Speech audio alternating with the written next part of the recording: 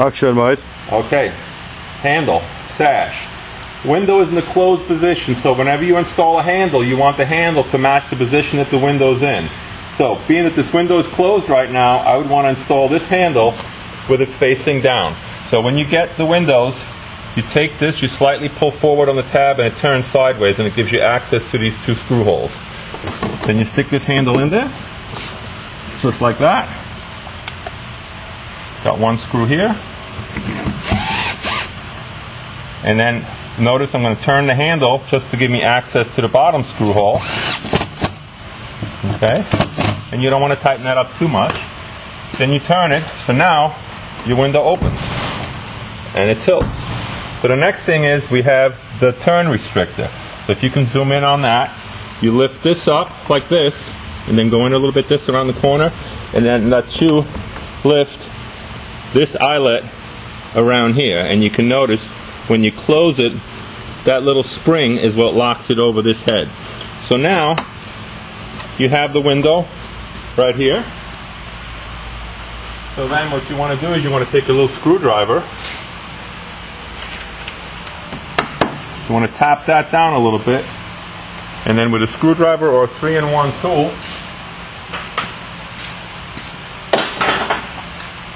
you want to take the hinge out, and the hinge is loaded to the bottom. So you just take the hinge and you pull it straight out. And make sure you hold on to the hinge. You can slightly put it in there like this. Now step to the other side, Vinny, so we can show them where it's not. Now whenever you take the sash out, these two things are slotted. So if I bring this straight forward, these two slots need to go into those two slots. So when you put the window back in, make sure the window is in the same position when you push it in, because if the window's in this position, you can see that the slots don't line up.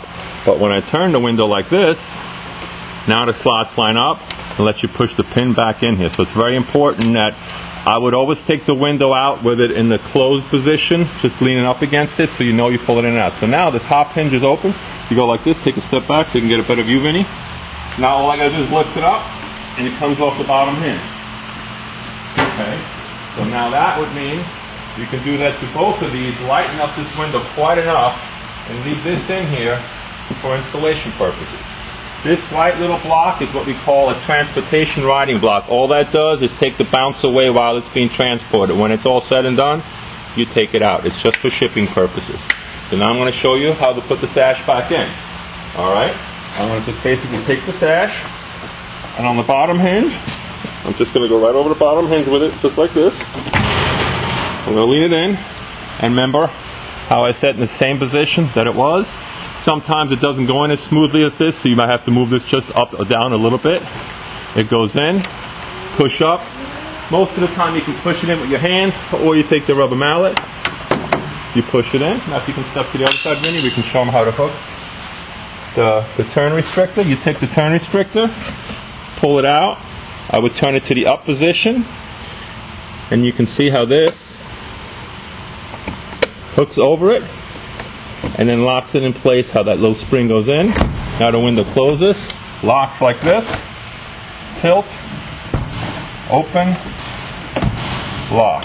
And just to review, to get access to your holes for your screws, there's a little indentation on that. You slightly pull that forward, you turn it sideways, and you pull it out.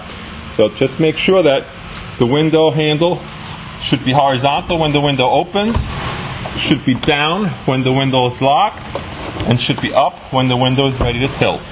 So I'm going to go ahead and take these and put them on YouTube, and then we can decide whether or not we're going to dry glaze, completely glaze those center sections or not. Alright, cut!